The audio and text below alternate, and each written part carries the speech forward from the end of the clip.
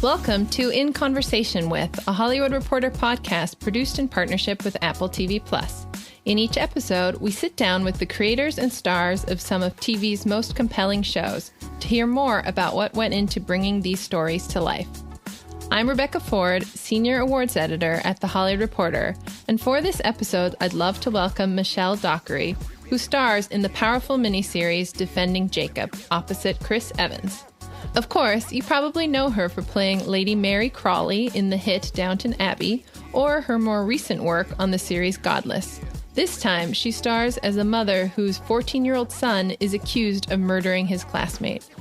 Michelle, thank you so much for doing this and chatting with us for a little bit about Defending Jacob. I flew through the series because I just needed to know what happened and where the story went. And I think it went such surprising directions, and I was continuously surprised. But maybe for people who haven't watched it yet, you could just tell me a little bit about the story and your character, just to introduce it. So the story unfolds around a 14-year-old boy who is accused of murdering his classmate. And the story really revolves around the family and how they process all of this. And it moves right through the trial. So it's really, it's a crime drama, but it's also a family drama in a sense, which makes it different from an average crime drama. I mean, that's certainly what I loved about it and fell in love with, is that, it really is more than just a courtroom drama or crime drama, and focuses so much on the effects that it has on the family, which is what's so interesting about the series, as opposed to the crime itself. It's less of a whodunit than, it is, but its focus is far more on the family. Yeah, and you and Chris Evans play the child's parents, yes, obviously. And I think your character is so interesting because she is going through such complex emotions about this. She isn't sure if the child was involved in this murder, and she's really dealing with a lot. Tell me about when you first signed on, what did you anticipate to be sort of the biggest challenge with this character? Well, initially, when I first signed on, I think I read 4 or 5 episodes. So I was familiar with the book, but it deflects somewhat from the book. So I had an idea of what was coming, but it hadn't quite yet been written, What drew me to the part was, as you say, this very kind of complex journey that Laurie goes on. That I think the sort of light bulb kind of ding moment for me was those scenes with Dr. Vogel, the psychiatrist, when Laurie begins to doubt her son's innocence and she starts to reflect on his behavior as a child. And it's where her and Andy, where Laurie and Andy as parents differ, because he has somewhat better coping mechanisms, I guess, than Laurie. I think that she, which, you could say is neither a good or bad thing. I think that she can't help but let her moral reasoning sort of get in the way of defending her child in some sense. But she's questioning, who is this man I married? What have I created? So the emotional journey for her is a roller coaster, really. And the information that she receives as time goes on, she finds out that her father-in-law is in prison and there is potentially a genetic connection between her son and him. So she's sort of questioning everything, her whole life, who did I marry? And ultimately, what did I do wrong? I think a parent's guilt, plays so much into this story, is that she feels so much responsibility and guilt if he did do this or was involved in any way. Mm-hmm. And you said you were familiar with the book. So when you were preparing for this, did you lean more on the book, or was it just the scripts, or did a lot of research going into this? It was the scripts, really. I do tend to work that way. I feel, the book obviously is a great reference to have. And, this is Defending Jacob is a brilliant book. But I knew that there were changes, and particularly for Laurie, there were some differences. So sometimes, and I think I've learned that as time has gone on, that you can get too engrossed in the original And then when you come to actually doing it and the scripts differ, then you need to kind of forget all of that. So I read it and then I just sort of put it to one side. It really depends on the project, I guess. But for this, it's very true to the book, but it deflects somewhat. So, I mean, I think both writers, William Landay and Mark, are just such incredible storytellers, and he consulted on the show. So we got to meet him, which was wonderful. He was there during some of the courtroom scenes. So it was great to meet the man who created this family and story. Does it add any extra pressure for you when you know someone like that is on set? Yeah, it does. When somebody told me he was in, I was, I thought, I hope he saw me as his Laurie, Yeah. But it was wonderful to have him there. He was a great presence, of course, to have on set. And obviously this is a novel, but, there are real cases like this. And I sometimes do think about the parents when you hear about these real news stories. Did you look into speaking to any parents like that, or did you sort of keep the real world examples separate? I mean, I thought about it, but when the writing is as good as Mark's, everything is there for you on the page. I mean, I felt, but it's really about getting into the mindset, as it's happening, as opposed to researching for me. Again, I've sort of, not that it's, I made any mistakes, but certainly my process has changed over the years in that I would over prepare for things. And I've learned to prepare what you need to. And then actually, when you're there acting with the other actors and something happens that is, so much is unpredictable in the moment. And I like that feeling of not preparing too much and not sort of making too many decisions about how I'm going to play this part, how I'm going to embody the character. But of course, it's always on your mind with a role like this, and it's that's something that I was, of course, very aware of, because it is a very difficult subject and, an awful ordeal for a parent to go through. And I just always kept questioning, the sort of balance between Laurie being vulnerable herself and vulnerable towards her husband, in front of her husband, and then kind of saving face in front of Jacob, so that was always the challenge of, how far can you go in each scene? And of course there are moments where she sort of loses her temper in front of Jacob, and, there are difficult moments where they're all struggling in their own, in their own journey, and how they're all dealing with it very differently. Mm-hmm. I'm curious, I can imagine this role wasn't easy. I mean, there's a lot of emotion with it. How do you sort of handle that when you're on set versus, the day is done and you want to go back to feeling good about yourself? Yeah. What are sort of your strategies to deal with a heavy role like this? I mean, with the amount of emotion that is required, I have to know the scene inside out, so that when I'm doing it and when the words are coming out, I'm kind of not even thinking about it, which I guess is how I approach every job. But with this particularly, and because it was an accent, I had to really know the scene. And I mean, it would depend on each scene, really. Some scenes start where the emotion is building and then it builds. So you kind of find it within the scene. Some scenes sort of start where you're bursting into tears as you walk in the door. So it varies. But yeah, I really had to get into a zone with this part. Some roles you can, I certainly can be in character and then switch out of the, or not the character, but the emotion quite quickly. And, you're on to the next thing and you're having a joke. And with this, there were certain moments where if I, for 1 minute, became distracted or thought about the next scene or thought about what I was having for lunch, I would kind of come out of the zone. So it was challenging, and I did look forward to going home and, relaxing and watching a comedy and, pulling myself out of that intensity. Yeah. But it was the energy on set was such a good energy, this show, and everybody we were working with, everyone had such a great sense of humor, and we were so aware of this intense drama that we were creating that I think subconsciously we were all going, we really need to have a laugh when we can. So there was a lot of games that went on between takes, and, you know, just keeping the atmosphere light so that we weren't all solemn every day. Right, I can imagine.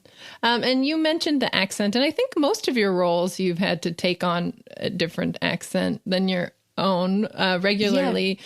But how did you all decide for this one? Because you have a sort of traditional American accent, but was there any debate about going, you know, more of an East Coast accent? I know Chris seems to have a stronger one in his character. Yeah, Thankfully not, because of course, when I first read it, I thought, oh, it's Boston. It's all set in Boston. And I think it was one of the first questions I asked Morton and Mark, our director and writer, just to check, do I have to work on a Boston accent before this? And we decided very quickly that it's probably best that we just do a general American accent, and which she very well could have. She doesn't necessarily come from Boston, but that of course was a relief, because I absolutely love the Boston accent, but I'm no pro at it. Right.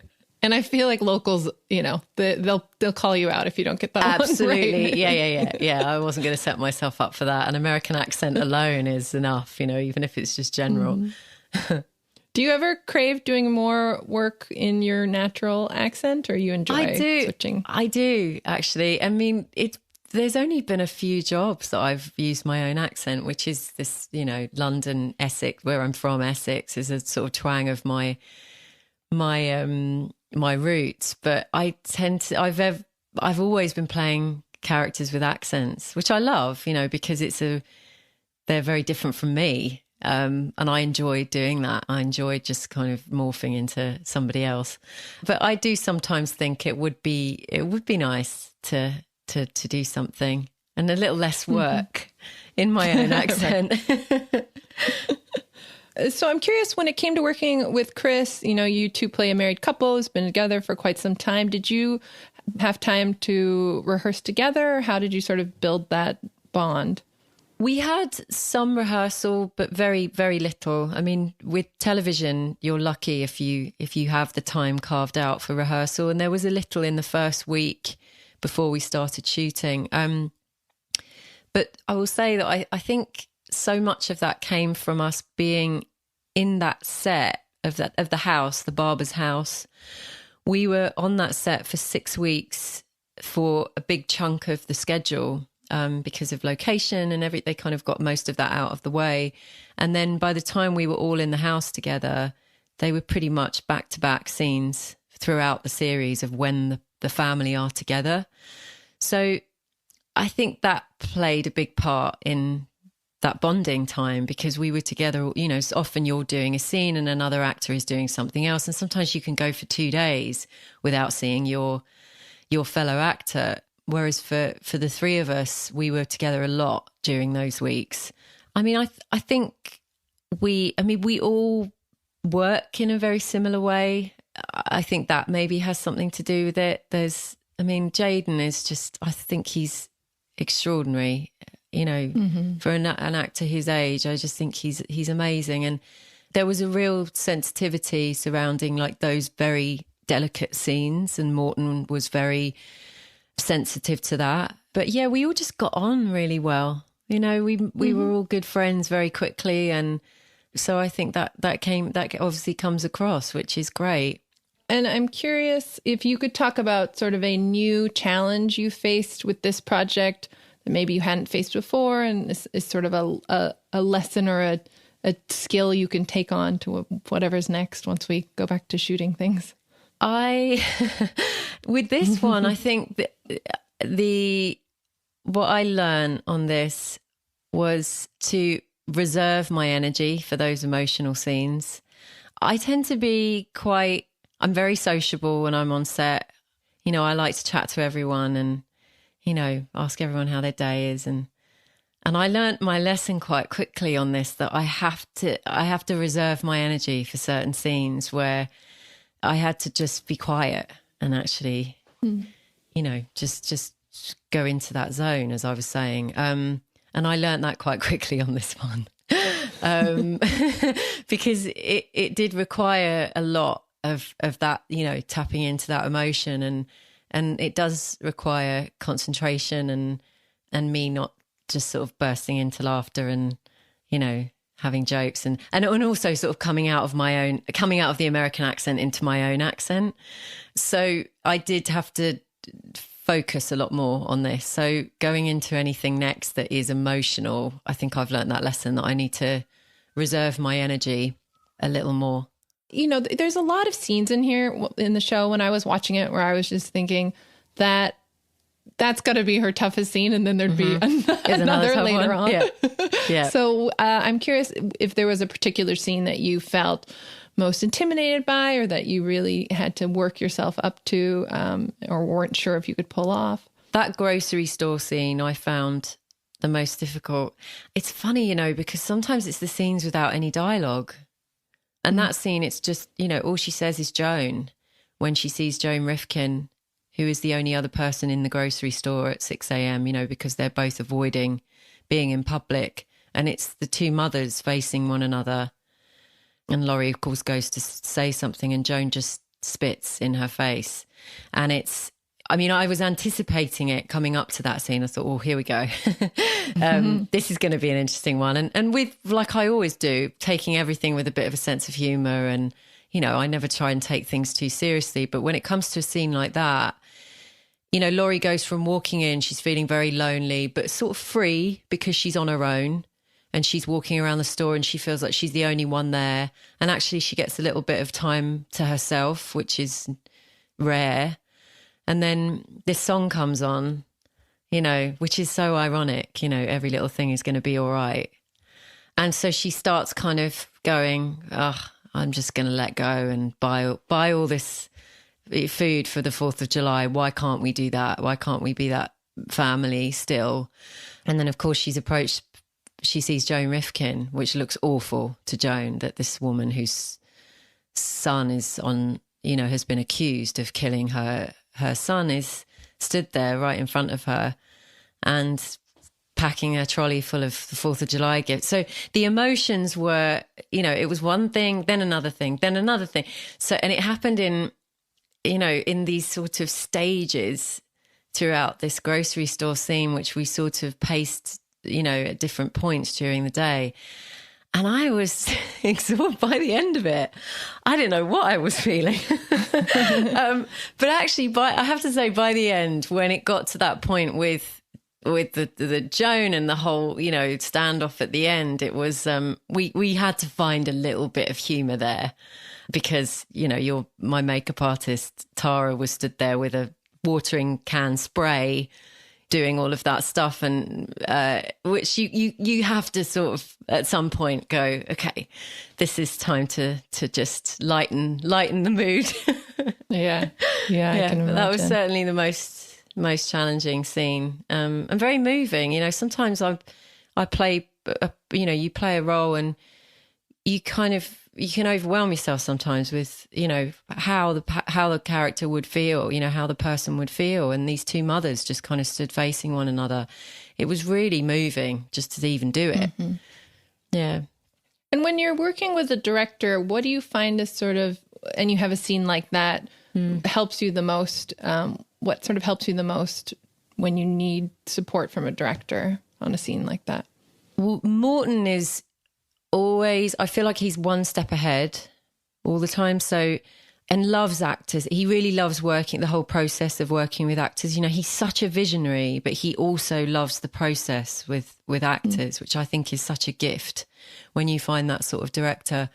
I found with Morton that he really allowed me to go too far and then I can rein it back in. I felt safe. I always think the best directors are the ones that it's like you're walking on a tightrope, but there's a safety net underneath you. It's like you can go as far as you like. And so Morton and I had this really good sort of shorthand at times where, you know, I'd be doing a scene and maybe go a bit too emotional, and then he'd come over and, you know, just kind of tell me to pull it back in, because of course in my head I'm just doing what I want to do instinctively, but he has the whole map and thinking, okay, well, in the last scene she just was really emotional, so maybe we need to pull it in. So, you know, you have a team around you who are all kind of seeing the bigger picture, you know, while you're kind of doing your scene that you're playing. And Morton was great at just sort of gently guiding the emotional journey, you know, which for me was important because I sometimes wasn't sure how far to go or when to pull it back in. And so the show premiered on Apple TV Plus on April 24th. And obviously we were already in this new coronavirus setting. Was that experience any different for you? You know, I mean, when it comes to the way you've been dealing with press or even premiere, how has this experience been different compared to what it was before? It's been quite different. I mean, I'm not always at home to watch the show that I've done. So that has been nice to watch it every week. I mean, I'd seen it before we started press, but that's definitely something I hadn't done before, is to actually sit down after dinner and watch it, which I've thoroughly enjoyed. And of course, what we're doing, it's very different. I would normally be in New York or LA, and we would be on a press tour. So it has of course been very different, and you know, so many people out there are adjusting, and it's been different. Yeah, very, very different. And so you mentioned you're watching the show, you're watching your own work. What is that experience like for you as an actor? Do you always watch your own work? Did you watch Downton, things like that? It depends. Downton, I think there was one or two episodes that I eventually saw them. Mm-hmm. You know, I definitely did. I think series 5 I didn't watch, and then eventually caught up on them. I find it much easier to watch myself now. I used to hate it. It's definitely something I've gotten used to. I can also learn from it. I feel like I can watch things, and often I watch things back and think, oh, I was really, you know, you can get worked up about something in a scene that, you know, there's something in the dialogue or something that you feel like it's not working. And then you watch it back and you think, oh, I was really caught up about something that actually on camera, it just, you know, you have that it's like that expression, it just sort of comes out in the wash. And actually I needn't have kind of fixated so much on that one particular moment. I could have just sort of, you know, let it go. So it is, sometimes I find it good to watch things, you know, in order to kind of learn for the next job. I also just love watching everybody else. I mean, to be honest, I prefer watching everybody else than myself, because there's always that critical, you know, that little voice that's saying, oh, you could have done it this way, or maybe you should have done it like this.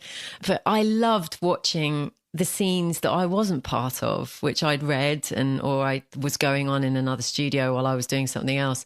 So it was great to watch Betty Gabriel, all of her work, because we barely, you know, we had one or two scenes together, and, you know, more of Cherry Jones, because I just can't get enough of watching Cherry Jones. I just adore her, and working with her was amazing. So yeah, watching the whole thing come together is wonderful. And the reviews for the show have been very strong, especially your work and Chris's work. I'm curious how you approach reviews. Do you read those things, or at this point I sort of done it with one, like through my hand. I kind of read them sort of with one eye shut, you know. I used to not read reviews. I used to be like, I'm not reading them, but they do interest me. Sometimes I'm interested to know, you know, everybody has their view on something, and but I do tend to take them with a pinch of salt, because of course there is a huge audience out there, and it's you know, you take the good with the bad. I think that's also really important. If you're going to read the good ones, it's also good to read the ones that aren't so good. But yeah, the response has been wonderful for this, and I'm so proud of the show, and a lot of really brilliant people worked on this production, and yeah, I'm really proud of it. And I'm just so glad that people are enjoying it out there. Mm-hmm. Yeah, it's a wonderful show. And you can tell the sort of care that went into it, I think.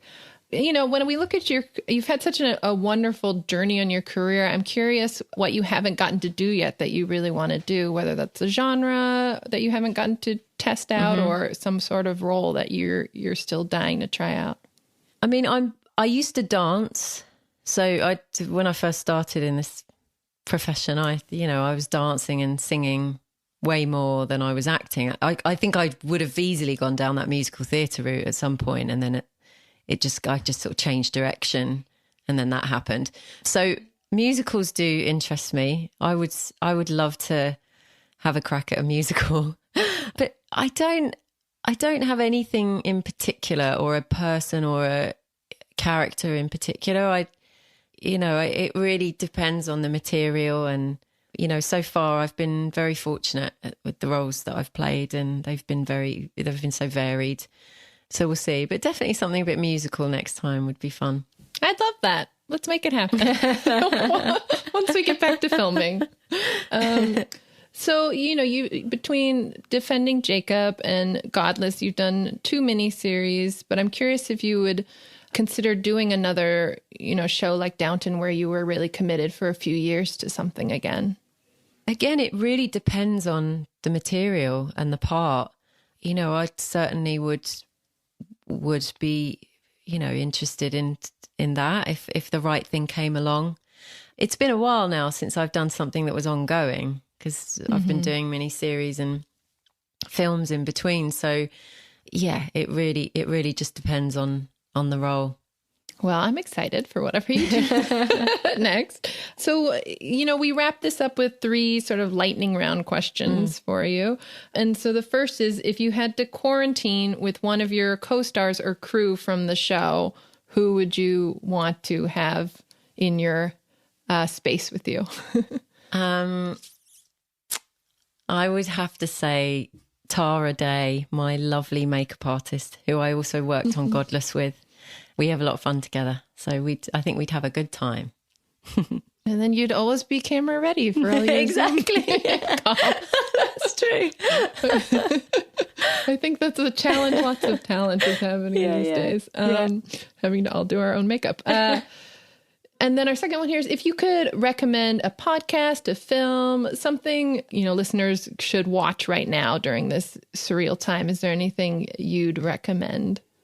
I would recommend My Favorite Murder, just because I absolutely love that podcast and those women. Also, we did recently do an interview with them, which was so much fun. Makes sense, and such a treat for me, because I'm such a fan. So, in line with the genre of the show, I would recommend My Favorite Murder. That's so funny that you did one with them, but you were fangirling over them. Yeah, I was completely. All right. And our last one here. What's one, we're looking for silver linings here. So what's one way you'd say your life has improved during this stay-at-home period? I would say this time has definitely made me appreciate the things that I took for granted. The simple things that we would do. Yeah, it's really made me reflect on that, and I certainly will appreciate the small things more once things go back to normal. Yeah, I think everyone's feeling that. Yeah. Well, perfect. Michelle, thank you so much for joining us. Thank you. Be sure to check out Defending Jacob on Apple TV Plus now, and stay tuned for another episode next week where we'll chat with some more talent from another great Apple TV Plus show.